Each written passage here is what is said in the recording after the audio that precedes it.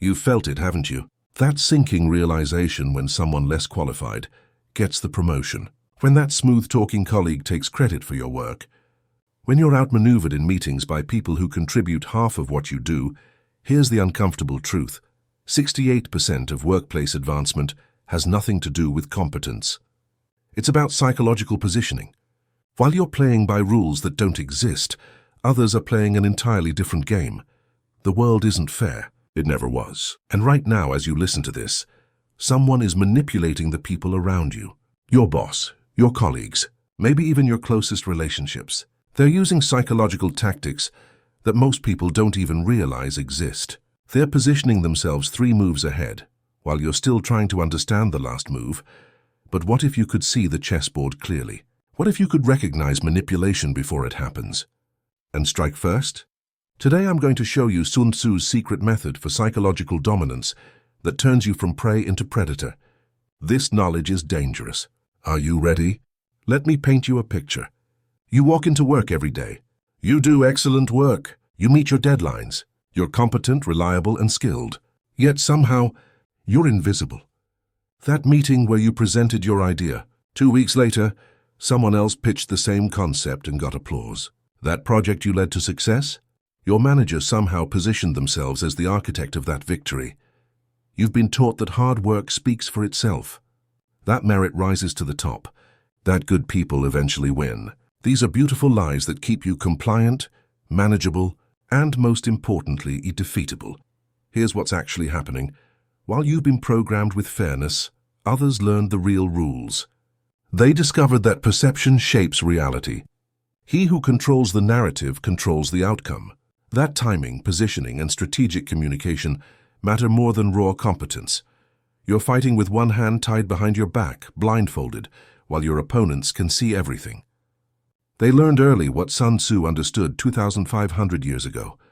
All warfare is based on deception. And make no mistake, you are in warfare. Every interaction is a battle for psychological positioning, respect, resources, and power.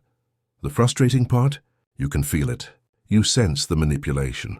You know something's wrong, but you can't quite articulate it, can't defend against it, can't turn the tables. You've been reactive your entire life. Today that changes. In the 5th century BC, China, during the chaos of the Warring States period, a military strategist named Sun Tzu achieved something remarkable. He never lost a battle. Not because he had superior forces, he often didn't. Not because he was physically stronger. Warfare isn't decided by individual strength. He won because he understood something that most commanders missed entirely. The battle is won before the first sword is drawn. Sun Tzu wrote The Art of War, but here's what most people misunderstand about this text. It's not really about military strategy. It's a psychological operations manual. It's about manipulating perception, creating advantageous positions, and making your opponent defeat themselves before they even realize they're in conflict. For 2,500 years, world leaders, military commanders, and strategic masterminds have studied this text, not for battlefield tactics, for psychological warfare, because Sun Tzu decoded the fundamental operating system of human conflict. And conflict isn't what you think it is.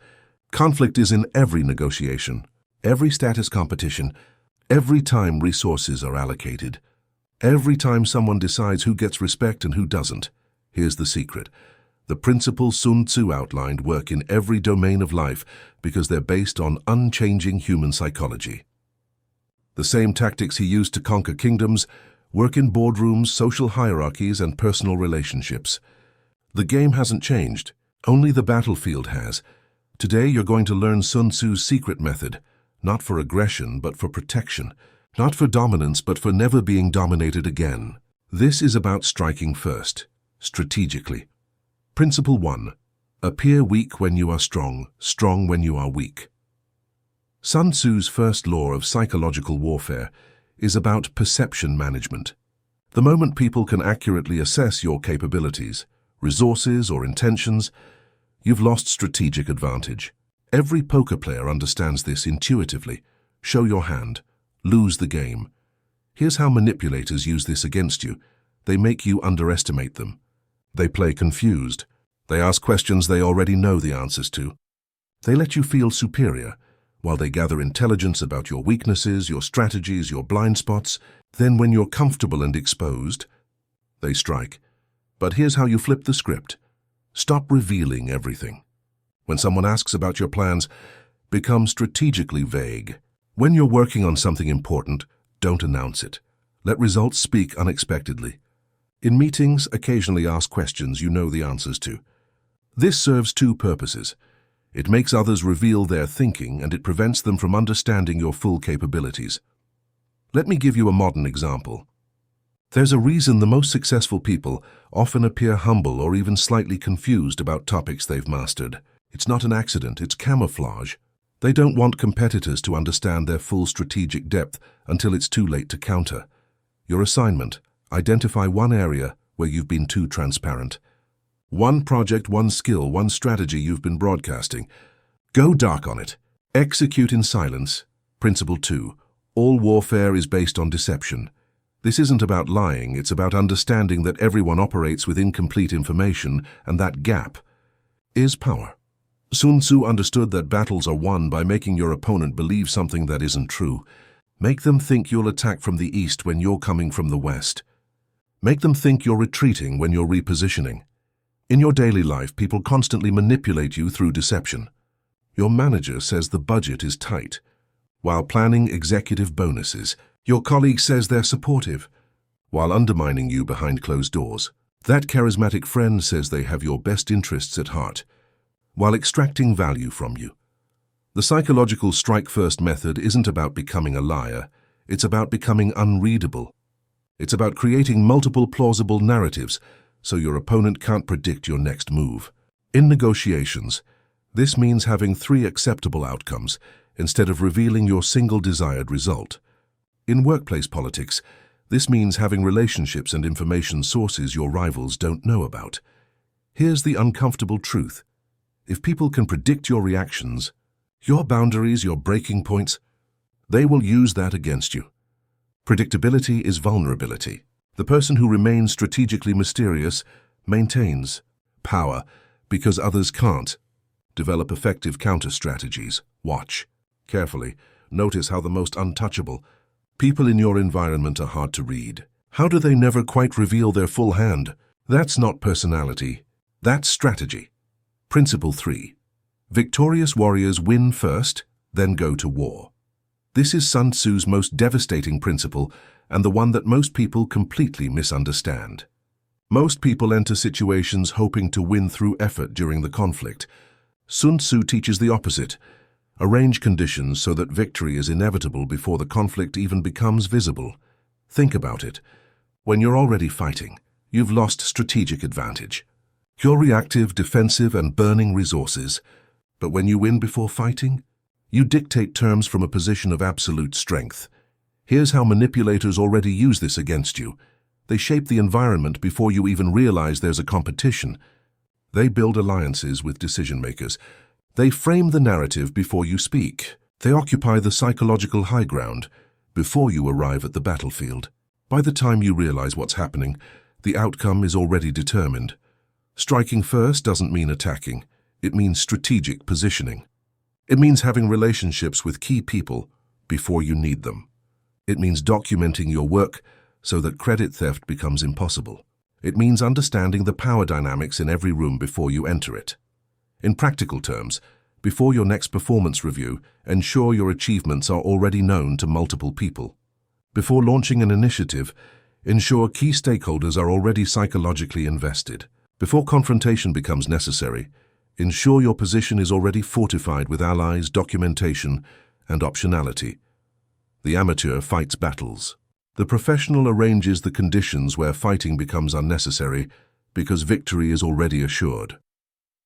Principle 4. Know your enemy and know yourself. Sun Tzu wrote, "If you know the enemy and know yourself, you need not fear the result of 100 battles." This isn't philosophy. It's intelligence gathering as the foundation of all strategic advantage. Here's your problem. You don't study people. You react to them. You take them at face value. You assume their motivations are similar to yours. This is catastrophic naivety. Every successful manipulator in your life has studied you. Your patterns, your triggers, your insecurities, your desires. They've mapped your psychology, while you remained oblivious to theirs. Striking first requires becoming a student of human behavior. Who benefits from which outcomes? Who's threatened by your success? Who has alliances you don't see? What are the hidden incentives driving people's actions? Most importantly, what are your vulnerabilities that others could exploit? I want you to do something uncomfortable. Identify 3 people in your life who have power over your circumstances. Your boss, a key colleague, a relationship partner. No, we honestly answer, what do they want? What are they afraid of? What patterns govern their behavior? If you can't answer these questions with specificity, you're operating blind. Then turn that mirror on yourself. What are your predictable reactions? What emotional triggers make you act against your interests? What needs make you manipulable? Self-knowledge is the foundation of being unmanipulable. The person with superior information and self-awareness wins every time. Every time. Principle 5. Attack where they are unprepared. Appear where you are not expected. This is the principle of strategic surprise, and it's how you shift from defensive to offensive positioning. Manipulators use the element of surprise constantly. They change tactics suddenly. They strike when you're psychologically unprepared. They shift the frame of interaction before you can adapt. But here's how you weaponize this principle for protection. Become unpredictable in your responses. If people know you'll always be nice, they'll exploit your niceness. If they know you'll always fight back, they'll prepare for your resistance. The key is varying your response pattern so adversaries can't develop effective strategies against you. Sometimes you're collaborative. Sometimes you're immovable. Sometimes you're visible. Sometimes you're invisible. Sometimes you respond immediately. Sometimes you go strategically silent. This isn't inconsistency. It's tactical unpredictability that keeps potential manipulators off balance. In practical application, if someone expects you to defend yourself in a meeting, ask a question instead. If they expect anger, show calculating calm. If they expect you to fight for something, strategically concede while advancing a different, more valuable position they didn't see. The moment people can predict you, they can manipulate you. Maintain enough variability in your responses that others can never feel certain about how you'll react. This uncertainty is your shield. Principle 6. Opportunities multiply as they are seized. Sun Tzu understood momentum. He knew that strategic victories create cascading advantages if exploited immediately. This is about recognizing when you have a positional advantage and pressing it before the window closes. Most people miss this entirely. They win a small victory and celebrate instead of capitalizing. They gain an advantage and become complacent instead of building on it. Meanwhile, strategic operators understand that every victory creates a brief window where the opponent is psychologically off balance, and that's when you advance your position further. Here's how this manifests in psychological warfare. When you successfully defend against manipulation, immediately shift to offense. When you catch someone in a lie, don't just defend yourself, reframe the entire relationship. When you demonstrate value unexpectedly, immediately follow with additional demonstrations that cement your new position. I see this constantly in workplace dynamics. Someone completes a difficult project. Instead of immediately leveraging that credibility to negotiate better terms, ask for resources or expand their authority. They wait. They're polite. They don't want to seem aggressive, and the opportunity vanishes. Striking first means recognizing opportunity windows and moving decisively. When you have momentum, you press it. When you have credibility, you spend it strategically. When you have attention, you direct it toward your objectives. This isn't about being relentless. It's about understanding that power is temporary and positional advantage has an expiration date. Seize the moment or watch it pass to someone more strategic. Principle 7. Invincibility lies in defense. Possibility of victory in attack. Here's Sun Tzu's final secret. True power comes from being unmanipulable, not from manipulating others, from making yourself psychologically invincible to others' tactics. This is the difference between a predator and a strategic master. Predators focus on attacking, Masters focus on making themselves untouchable, then engaging from a position of absolute security. This means eliminating your vulnerabilities before expanding your influence. It means having options so no single person or situation controls you. It means emotional regulation, so others can't manipulate you through your feelings. The people who truly strike first aren't the aggressive ones. They're the ones who've made themselves strategically invincible. They have multiple income sources, so no one job owns them. They have diverse relationships, so no person can blackmail them socially. They have documented everything, so no one can rewrite history. They've mastered their emotional responses, so no one can trigger them into stupidity. This is the ultimate form of striking first, becoming someone who cannot be struck effectively. When you're invincible, you don't need to attack. Your very presence changes power dynamics. People know instinctively that manipulating you won't work, that fighting you is high cost and low reward, that you're operating from a position of strength they can't easily undermine. Build your defenses first. Eliminate vulnerabilities. Create optionality. Master your psychology, then, and only then, expand your influence. True masters build fortresses before they build empires. So here you are. You've just learned Sun Tzu's secret method. Principles that have governed power dynamics for 2,500 years. Principles that are being used against you right now by people who understand this game better than you did 30 minutes ago. Now you face a choice. You can close this video, return to your normal life and pretend the world operates on fairness and merit. You can remain the person who reacts instead of strategizes, who hopes instead of positions, who gets outmaneuvered repeatedly while wondering why good people finish last, or you can become dangerous.